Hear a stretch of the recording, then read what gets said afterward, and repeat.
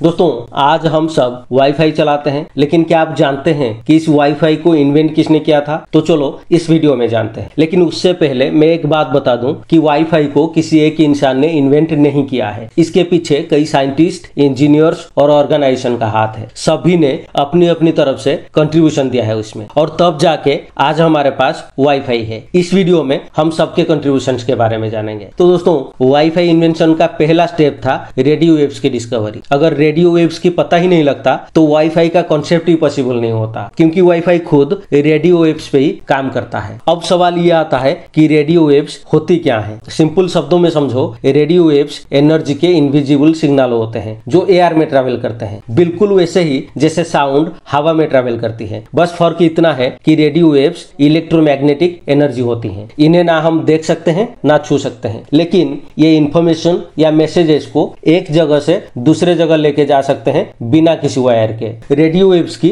एक फ्रीक्वेंसी होती है, यानी एक सेकेंड में ये कितनी बार वाइब्रेट करती हैं। इसी वाइब्रेशन के रेट को हर्ट्ज में मेजर किया जाता है, और इसी फ्रीक्वेंसी के हिसाब से डिसाइड होता है कि रेडियो वेव्स का यूज कहाँ होगा, मोबाइल नेटवर्क में, टीवी सिग्नल्स में, ब्लूटूथ या वाईफाई में। अब हम वाईफाई की बात कर रहे हैं, तो वाईफाई में क्या होता है, जब आप अपने फोन से इंटरनेट यूज करते हो तो फोन एक सिग्नल भेजता है रेडियो वेव्स के फॉर्म में वाईफाई राउटर को। राउटर उस सिग्नल को रिसीव करता है, इंटरनेट से डाटा लेता है और फिर से रेडियो वेव्स के थ्रू वो डाटा को आपके फोन तक भेज देता है। मतलब वाईफाई बेसिकली एक मॉडर्न डिजिटल वर्जन है रेडियो वेव्स का, जो डाटा को डिजिटल फॉर्म में भेजता है और रिसीव करता है। इसीलिए रेडियो वेव्स की डिस्कवरी को वाईफाई इन्वेंशन का फास्ट सीड माना जाता है। सिर्फ वाईफाई ही नहीं, जितने भी वायरलेस डिवाइसेस होते हैं जैसे कि मोबाइल नेटवर्क, ब्लूटूथ या टीवी सिग्नल्स, सभी अपने अपने फ्रीक्वेंसी बैंड्स में रेडियो वेव्स के थ्रू ही काम करते हैं। दोस्तों रेडियो वेव्स की डिस्कवरी में पहला नाम आता है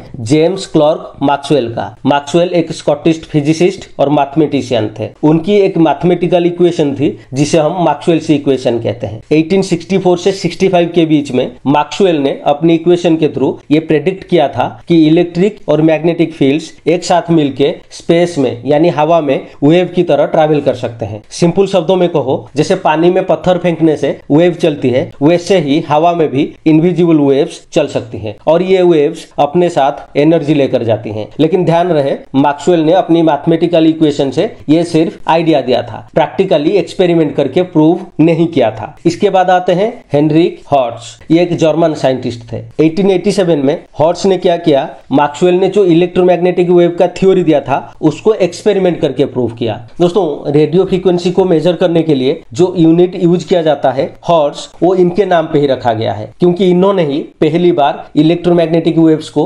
एक्सपेरिमेंट करके प्रूव किया था। अब रेडियो वेव्स की डिस्कवरी तो हो गई थी, लेकिन एक बड़ा सवाल ये था कि अगर हवा में वेव्स हैं तो क्या हम उनके थ्रू मैसेजेस भेज सकते हैं? और यहीं पे एंटर करते हैं मार्कोनी। शायद आपने इनका नाम सुना होगा, ये रेडियो के इन्वेंटर के रूप में जाने जाते हैं। तो मार्कोनी ने सोचा कि अगर हवा में वेव्स हैं तो उनमें इंफॉर्मेशन भेजना पॉसिबल होगा। उस टाइम एक सिंपल कोडिंग सिस्टम यूज होता था जिसे कहते हैं मोर्स कोड। मोर्स कोड मतलब डॉट्स और डैशेस की सीरीज, जिसमें लेटर्स और नंबर्स यूज होते थे। जैसे आज हम टेक्स्ट मैसेजेस भेजते हैं, उस टाइम लोग छोटी छोटी बीप बीप वाली साउंड्स या लाइट फ्लैश करके मैसेजेस भेजते थे। मार्कोनी ने इसी मोर्स कोड को रेडियो वेव्स पे ही भेजना शुरू किया। इसको कहा गया वायरलेस टेलीग्राफी, मतलब बिना तार के एक दूर बैठा आदमी भी मैसेज रिसीव कर सके। दोस्तों यहीं से जन्म होता है वायरलेस कम्युनिकेशन का, मतलब बिना तार के हवा के थ्रू इंफॉर्मेशन भेजना और रिसीव करना। इसके बाद आते हैं जगदीश चंद्र बोस। ये एक इंडियन साइंटिस्ट थे।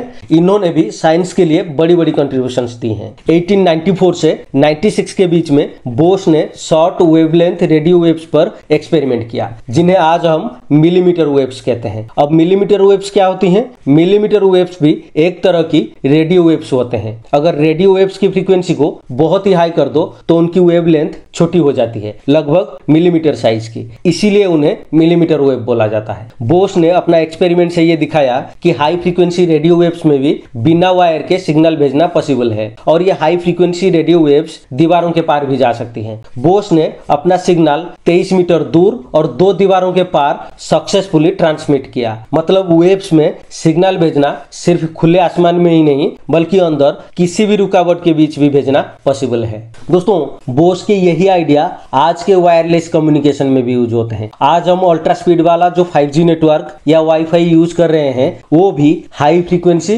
रेडियो वेव्स पर चलती है। वाईफाई के लिए हम 2.4 गीगाहर्ट्ज और 5 गीगाहर्ट्ज बैंड से यूज कर रहे हैं और अब 6 गीगाहर्ट्ज भी आ गए हैं। 5G के लिए तो और भी हाई फ्रीक्वेंसी यूज होती है, 24 गीगाहर्ट्ज से भी ज्यादा, जिसे हम मिलीमीटर वेव बैंड कहते हैं। गीगाहर्ट्ज का मतलब होता है हर सेकेंड में वेव हवा में बिलियन टाइम्स रिपीट होती है। 2.4 गीगाहर्ट्ज का मतलब वेव हर सेकेंड में 2.4 बिलियन टाइम्स रिपीट होती है। 5 गीगाहर्ट्ज का मतलब 5 बिलियन टाइम्स और 6 गीगाहर्ट्ज का मतलब 6 बिलियन टाइम्स। वाईफाई इन्हीं फ्रीक्वेंसी पे डाटा भेजता है और रिसीव करता है। तो दोस्तों, जगदीश चंद्र बोस का ये रिसर्च भी एक बहुत बड़ा कंट्रीब्यूशन है वाईफाई और 5G डेवलपमेंट के पीछे। अब आ जाते हैं 1940s में, जिस टाइम वर्ल्ड वॉर 2 चल रहा था। इस टाइम एक टेक्निक डेवलप हुई जो वाईफाई सिस्टम के लिए बहुत जरूरी था। इसको कहा जाता है FHSS यानी फ्रीक्वेंसी हॉपिंग स्प्रेड स्पेक्ट्रम। अब FHSS क्या है? FHSS यानी फ्रीक्वेंसी हॉपिंग एक ऐसी टेक्निक है जिसमें सिग्नल एक ही फ्रीक्वेंसी पर नहीं रुकता।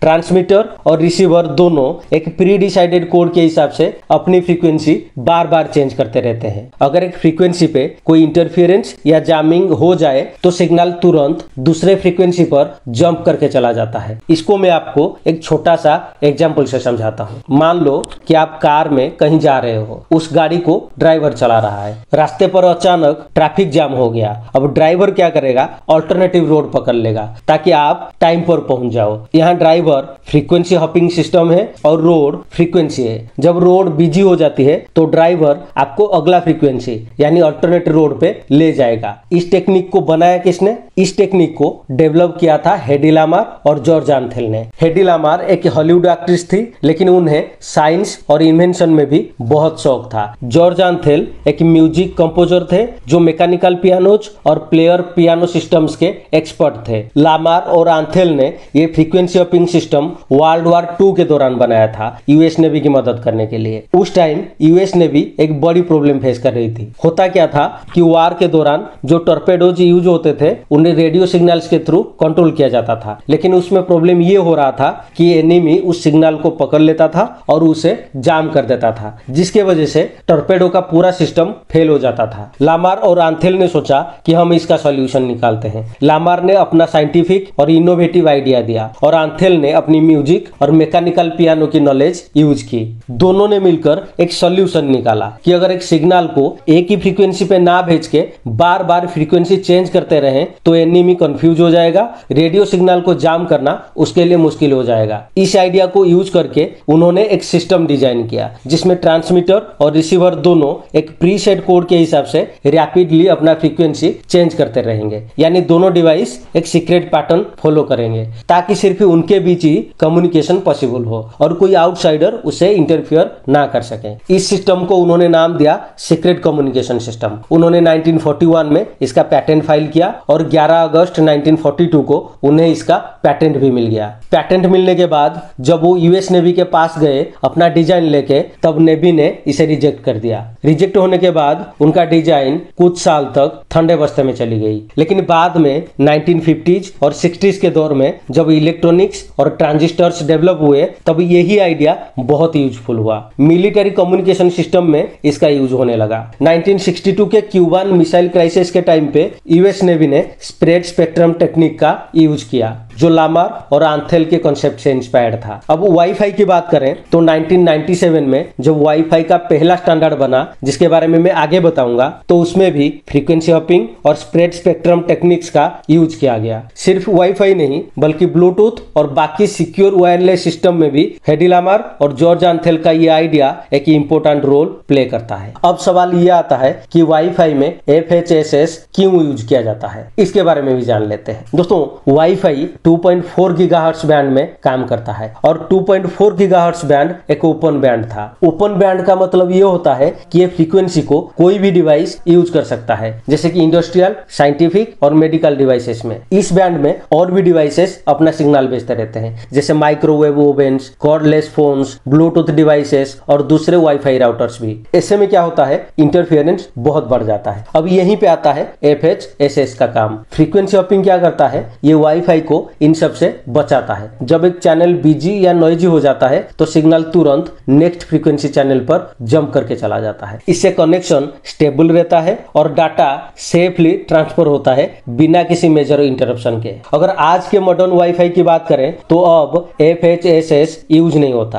अब DSSS और OFDM जैसे एडवांस मेथड्स यूज किए जाते हैं। लेकिन शुरुआती के दिनों में FHSS ने वाईफाई के डिजाइन को एक स्ट्रॉन्ग फाउंडेशन दिया था। अब आ जाते हैं 1960s को। इस टाइम एक टेक्निक डेवलप हुआ जो डाटा कम्युनिकेशन का पूरा तरीका बदल के रख दिया। इसका नाम था पैकेट स्विचिंग। इसको एक नहीं दो साइंटिस्ट का इन्वेंशन माना जाता है, पॉल बैरन और डोनाल्ड डेविस। इसको थोड़ा समझ लेते हैं। पहले के टाइम में जब डाटा भेजना होता था जैसे टेलीफोन लाइन पे, तो एक पूरा कनेक्शन एक यूजर के लिए रिजर्व करना पड़ता था। इसको कहते थे सर्किट स्विचिंग। मतलब जब तक कॉल चलती थी वो लाइन सिर्फ एक ही इंसान के लिए लॉक हो जाती थी, कोई और उसे यूज नहीं कर सकता था। लेकिन ये सिस्टम स्लो और कॉस्टली था, तो साइंटिस्ट ने एक नया आइडिया दिया पैकेट स्विचिंग का। चलो सिंपल एग्जांपल से समझाता हूँ पैकेट स्विचिंग को। सोचो आप एक मैसेज भेजना चाहते हो, हेलो हाउ आर यू। अगर आप ये पूरा मैसेज एक साथ भेज दो और बीच में ये सिग्नल कट हो जाए तो पूरा मैसेज गया। अब अगर ये मैसेज को तोड़ दिया जाए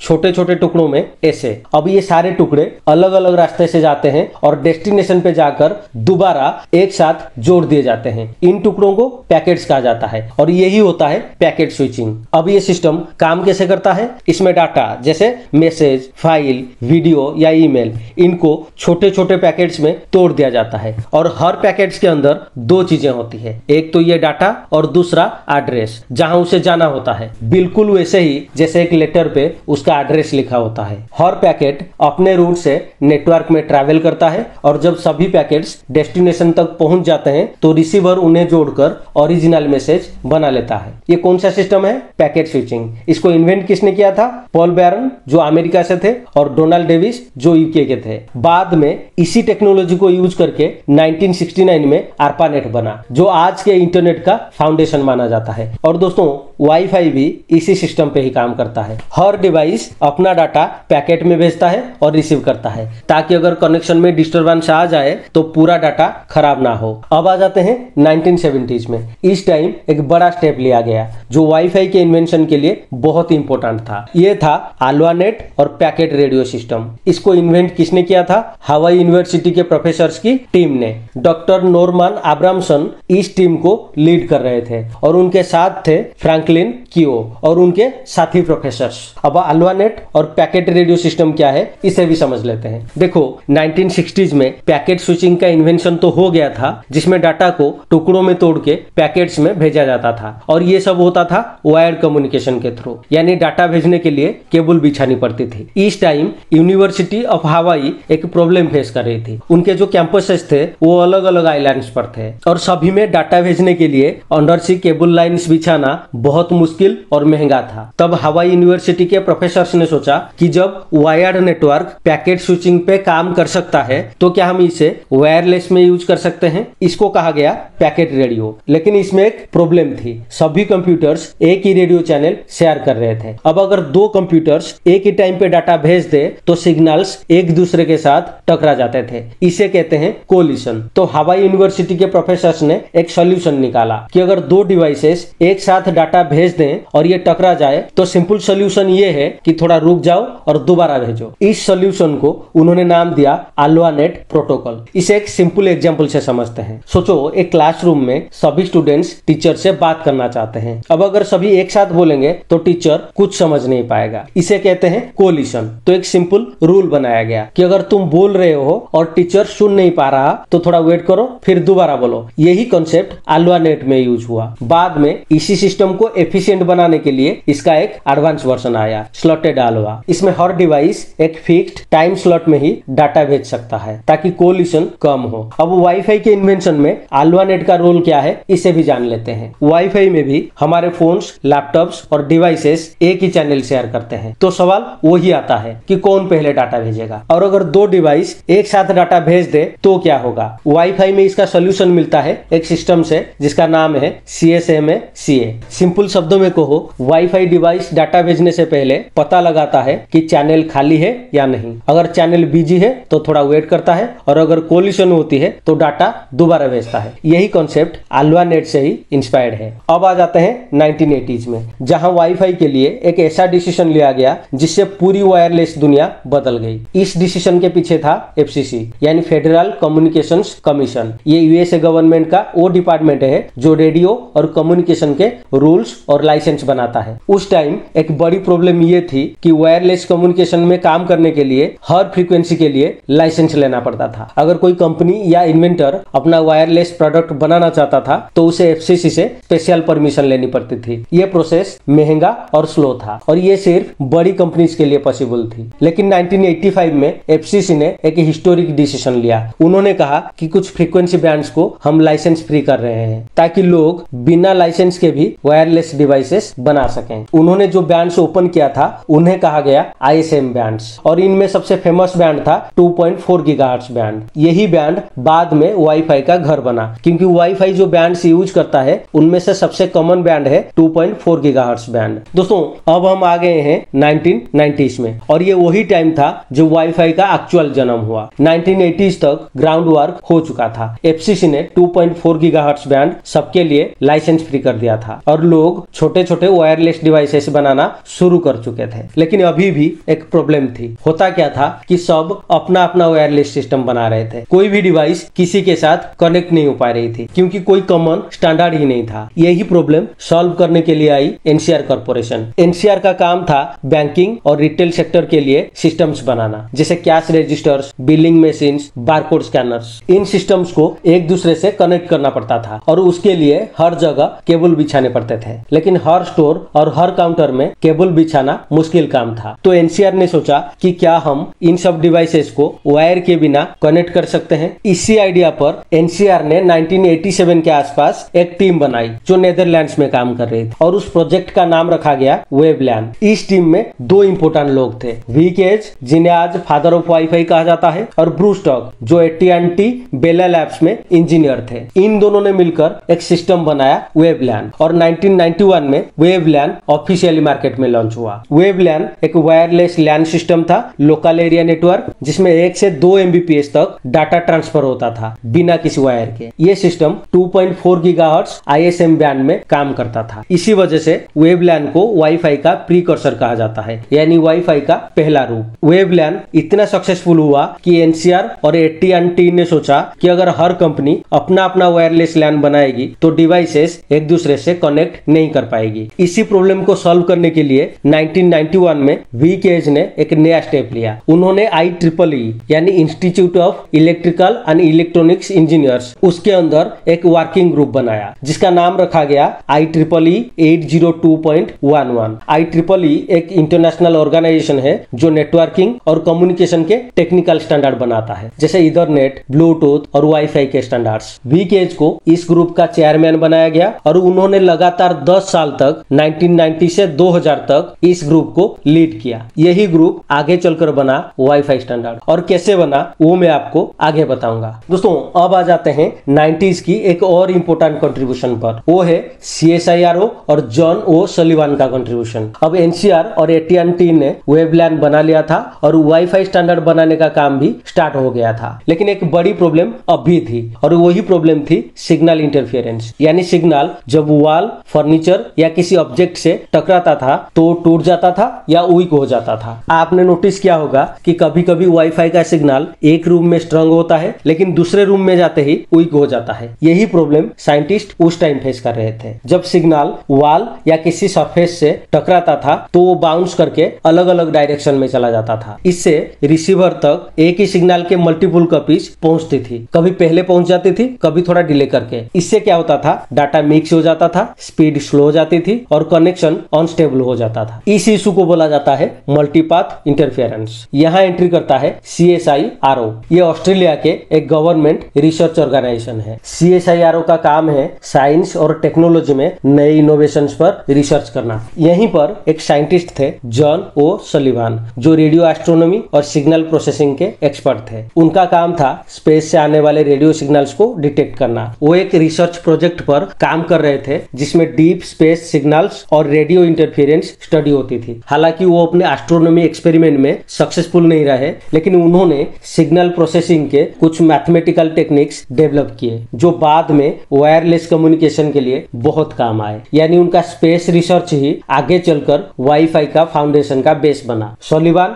और उनकी टीम ने एक नई टेक्नोलॉजी बनाई जिसमें डाटा को एक सिंगल चैनल में भेजने के बजाय बहुत सारे छोटे छोटे सब चैनल्स में तोड़ दिया जाता था। इसी टेक्नोलॉजी का नाम था मल्टी कैरियर ट्रांसमिशन, जो बाद में OFDM के फाउंडेशन में यूज हुआ। हर सब चैनल अलग अलग फ्रीक्वेंसी पे डाटा भेजते थे और रिसीवर पे सभी सिग्नल्स मिलकर एक कंप्लीट मैसेज बना लेते थे। इससे क्या हुआ, अगर एक सिग्नल वॉल से टकरा के टूट जाता था तो दूसरे सब चैनल्स उसका डाटा सेफली ले जाते थे। इससे क्लियर सिग्नल मिला और कनेक्शन स्टेबल हो गया। इसे सिंपल एग्जांपल से समझते हैं। सोचो एक रोड पे सिर्फ एक ही लेन है और सभी कार्स उसी लेन में जा रहे हैं। इससे क्या होगा, अगर थोड़ा सा ट्रैफिक आया तो सब रुक जाएंगे। अब CSIRO ने बोला कि एक लेन क्यों 20 लेन बना लो। अभी सभी गाड़ियां अपनी अपनी लेन में स्मूथली चलेंगी। अगर एक लेन ब्लॉक हो गई तो बाकी 19 लेन से गाड़ी फिर भी निकल जाएगी। वाईफाई में भी यही हुआ। अब डाटा मल्टीपल लेन से जाने लगा और कनेक्शन फास्ट और रिलायबल बन गया। 1992 में जॉन ओ'सलिवान और उनकी टीम ने अपने इस इन्वेंशन का पेटेंट ऑस्ट्रेलिया में फाइल किया और 1996 में USA में भी रजिस्टर कराया। बाद में जब वाईफाई दुनिया भर में पॉपुलर हुआ तो कंपनीज जैसे कि एप्पल, डेल, HP, इंटेल और भी कई फार्म्स ने CSIRO के पेटेंट्स का लाइसेंस लिया। CSIRO को अपने इन्वेंशन के लिए ग्लोबल रिकॉग्निशन मिली और साथ में रॉयल्टी इनकम भी मिली जो मिलियंस ऑफ डॉलर्स में थे। अब आ जाते हैं 1997 को। ये वो मोमेंट था जब वाईफाई का ऑफिशियली जन्म हुआ। आपको याद होगा, मैंने पहले आपको बताया था कि 1990 में VKS ने IEEE के अंदर IEEE 802.11 नाम का एक वर्किंग ग्रुप बनाया था जिसका वो खुद चेयरमैन थे। अब सब कुछ रेडी था, बस एक फाइनल स्टेप बचा था, एक फाइनल कॉमन रूल बुक बनाना जिसे दुनिया भर के वायरलेस डिवाइसेस एक ही सिस्टम पर काम करें। और वही काम 1997 में पूरा हुआ। 1997 में वाईफाई का पहला ऑफिशियल स्टैंडर्ड रिलीज हुआ जिसका नाम था IEEE 802.11/1997। ये स्टैंडर्ड 2.4 गीगाहर्ट्ज ISM बैंड में काम करता था। ये वही बैंड था जो FCC ने लाइसेंस फ्री यूज के लिए ओपन किया था। स्पीड की बात करें तो उस वक्त दो ऑप्शंस थे, 1 Mbps और 2 Mbps। आज के टाइम में ये स्पीड थोड़ी छोटी लगती है, लेकिन 1997 में ये एक बड़ा स्टेप था क्योंकि अब पहली बार डाटा वायर के बिना ट्रांसफर हो रहा था और ये इंटरनेट की दुनिया में एक रिवॉल्यूशन था। इस स्टैंडर्ड में डाटा भेजने के लिए 3 अलग अलग मेथड्स दिए गए थे। पहला इंफ्रारेड, ये बिल्कुल टीवी रिमोट जैसा सिस्टम था। जैसे रिमोट में लाइट के फॉर्म में सिग्नल जाता है, वैसे ही इंफ्रारेड में भी लाइट के पल्सेस के फॉर्म में डाटा भेजा जाता था। लेकिन प्रॉब्लम ये थी कि इंफ्रारेड वॉल्स के पार नहीं जा सकता था, इसीलिए ये वाईफाई में ज्यादा यूज नहीं हुआ। ये सिर्फ एक ऑप्शन था, प्रैक्टिकल नहीं था। दूसरा मेथड था FHSS। इसमें सिग्नल एक ही फ्रीक्वेंसी पे नहीं रहता, ये हर मिलीसेकंड में अपनी फ्रीक्वेंसी चेंज करता रहता है। अगर एक फ्रीक्वेंसी में सिग्नल जाम हो जाता है तो वो हॉप करके दूसरे फ्रीक्वेंसी पर चला जाता है। इससे इंटरफेरेंस कम होती थी। ये कॉन्सेप्ट हेडी लामर और जॉर्ज आर्थेल के इन्वेंशन से इंस्पायर्ड था जो उन्होंने वर्ल्ड वॉर